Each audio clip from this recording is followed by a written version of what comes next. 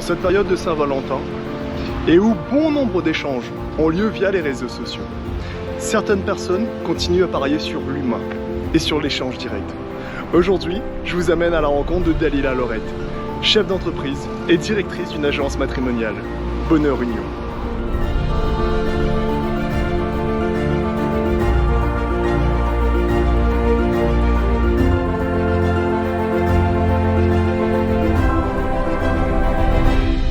Alors la première question que j'ai envie de te poser, moi, Dalila, c'est quoi une agence matrimoniale? Alors, une agence matrimoniale est une agence de rencontres sérieuses. Donc, en fait, les personnes qui s'adressent à moi, ce sont des personnes qui souhaitent construire une vie à deux. Quelque chose de solide, de durable. Parce que ce sont souvent des personnes qui ont eu une vie, déjà une première vie, une première expérience de vie à deux. Ça n'a pas fonctionné. Quelquefois, les gens restent ensemble parce qu'il y a des enfants, etc. Ils attendent que les enfants grandissent pour se séparer. Et là, quand ils viennent me voir, les personnes savent ce qu'elles veulent. Alors, tu parles de trouver son âme sœur, mais qu'est-ce qui a fait que aujourd'hui, un matin, on se lève et on crée une agence matrimoniale? Comment tu en es arrivé à créer ton agence? Quand j'étais jeune, au collège, souvent mes camarades de classe me parlaient un peu de leurs histoires de cœur, etc. Et je me sentais très à l'aise avec ça. Et puis un beau jour, j'ai rencontré une personne qui travaillait dans une agence et ça m'a plu. Je veux dire, quand on fait ce métier, on ne peut plus faire aucun autre métier.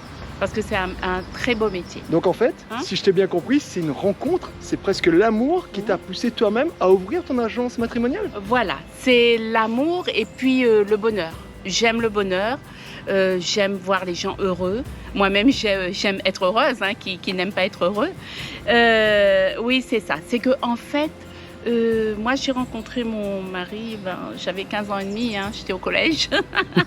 Donc du coup, je crois en l'amour. Et je suis persuadée que c'est un moteur pour réussir dans la vie, pour nous élever.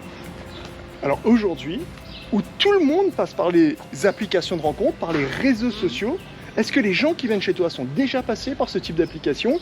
Est-ce que c'est des gens qui ne connaissent absolument rien à Internet, aux réseaux sociaux? Ou alors c'est autre chose, c'est ni réseaux sociaux, ni applications, c'est directement chez toi? Alors, les personnes qui s'adressent à moi, ce sont des personnes qui passent on va dire à 90% passent d'abord par les réseaux sociaux et se disent non, c'est pas pour moi ou ce n'est plus pour moi. Donc, ce sont des personnes qui s'adressent à moi. Ensuite, il y a des personnes d'un certain âge, par exemple 70 ans, 75 ans, qui deviennent veuves ou veufs, et donc qui se disent je ne peux pas rester seule, je cherche une agence matrimoniale. Ils vont sur Internet ou ils demandent à leurs petits-enfants d'aller voir où est-ce qu'il y a une agence matrimoniale à La Réunion, parce que ce sont des gens qui dans le temps ont entendu parler d'agence matrimoniale, donc ils me cherchent. Et c'est comme ça qu'elles s'adressent à moi sans passer par les réseaux sociaux. Voilà. Alors, moi j'ai une question à te poser, clairement. Dans la problématique des réseaux sociaux ou des applications de rencontres, c'est qu'il y a beaucoup de mensonges. Il faut le dire, je pense qu'il faut être honnête avec les gens.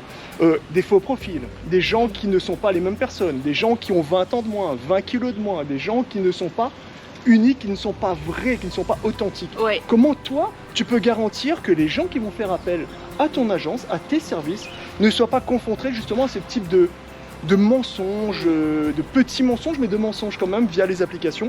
Comment toi tu fais pour leur garantir ça?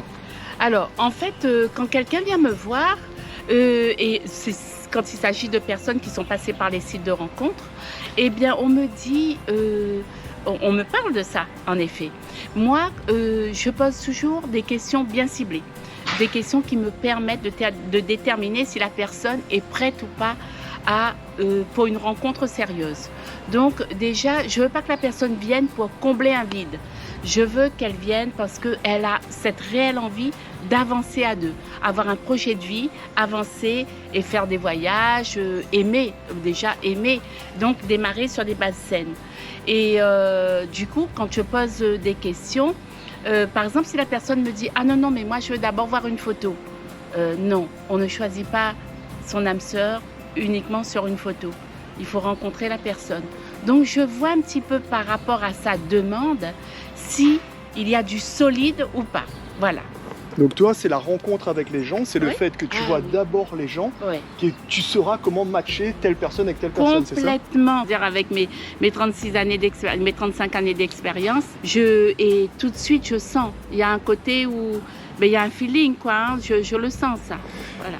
Et tu auras vérifié les profils? Est-ce que tu auras vérifié, par exemple, que quelqu'un, si moi, demain, je te dis, voilà, je suis veuf, j'ai 2 enfants, j'ai telle retraite, ou alors j'ai telle activité. Est-ce que c'est des choses que toi, tu vérifies? On demande, oui, je demande toujours, lors de l'inscription, bien sûr, la pièce d'identité, un justificatif d'adresse, un justificatif d'emploi, et aussi, si la personne est veuve, donc le livret de famille ou une attestation.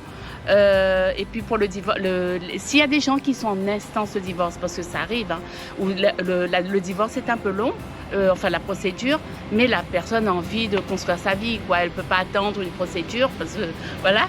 Et du coup, je demande les différentes pièces, si c'est en jugement de non-conciliation, etc. Comme ça, on avance, on évolue, mais ce sont des profils qui sont vraiment vérifiés. Alors moi je pense que ça c'est important aussi, c'est ce que tu dis, c'est des profils vérifiés, ce qui n'est jamais ou alors très rarement le cas sur les réseaux sociaux. Avec toi, chaque chose est vérifiée, chaque chose est authentique et on est sûr d'avoir affaire aux personnes en fait choisies ou que tu auras choisies pour notre rencontre, c'est ça? Oui, tout à fait. Oui, tout est vérifié et puis moi, je sens aussi au niveau, dans son cœur, hein, si la personne a le cœur vraiment libre. Parce qu'il se trouve que quelquefois on vient me voir et puis on va passer du temps à me parler de son ex. Et là, je me pose des questions. Oui, là, c'est un petit peu particulier, effectivement. Oui, voilà. Ça veut dire que la personne, elle a envie de faire le pas, mais sauf qu'elle n'est pas prête. Et quelquefois, elle ne sait pas qu'elle n'est pas prête. Donc, elle se met sur les sites. Et du coup, je pense que c'est comme ça aussi que ça part un petit peu à la dérive. C'est parce que les gens ne savent pas s'ils sont vraiment prêts ou pas.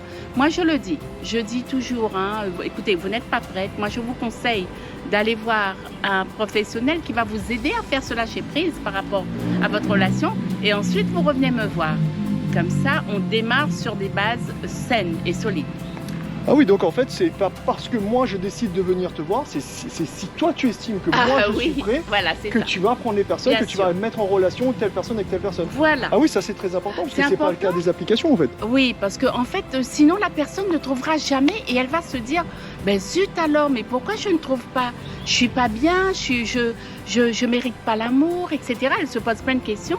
Et j'ai remarqué aussi que les gens qui sont sur les sites de rencontres et qui ont passé beaucoup de temps dessus ont perdu confiance en elles. Ces personnes-là se disent j'ai pas cette chance d'être heureux, j'ai pas cette chance de trouver l'amour. Mais non, c'est parce qu'il y a beaucoup de maladresse, soit elle n'est pas prête, soit il y a de tout sur les sites. Je pense qu'il y a des gens qui sont sérieux, mais avec la masse, parce que c'est énorme, hein, donc du coup les personnes ne ciblent pas forcément, ne sélectionnent pas forcément le bon profil. Je suis là aussi pour expliquer aux gens qu'un profil ne s'arrête pas à une image, à un idéal. Vous comprenez? Parce qu'on a tous un idéal. Mais vous savez, on peut aimer quelqu'un qui ne correspond pas à 100% à notre idéal. Et ça, c'est une belle découverte. Et c'est du bonheur. Donc, en fait, toi, tout ce que tu permets, c'est de mettre en relation les bonnes personnes les unes avec les autres, malgré peut-être la fiche type que la personne aura cochée avant. Oui, je fais quelques entorses à la demande, j'insiste un petit peu. Ça m'est arrivé que la personne, par exemple, le monsieur, il me dit, Dalila, je rencontre cette personne vraiment pour vous faire plaisir. Et puis ça marche, ça match et jusqu'à aujourd'hui. Alors si moi j'ai besoin de tes services, si je veux venir te voir, il y a 2 agences sur l'île, c'est bien ça? Exactement. Une agence à Saint-Denis et une autre à Saint-Pierre. Merci beaucoup Dalila. Je vous en merci prie, pour cette rencontre, surtout en cette période de Saint-Valentin. Plein de bonnes choses à tout le monde. Merci beaucoup. Au revoir.